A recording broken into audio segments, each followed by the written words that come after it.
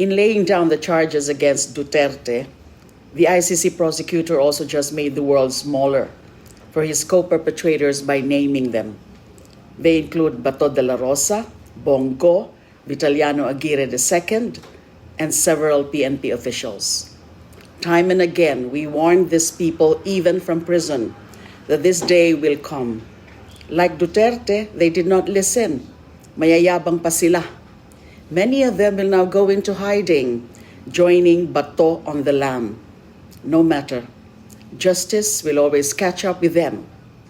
Justice will be served. Naniniwala si House Deputy Minority Leader at mamamayang Liberal Party List Representative Leila de Lima na lalo pang lumiit ang mundo ng mga umano'y kasabwat ni dating Pangulong Rodrigo Duterte sa pagpapatupad ng anti-drug campaign nito.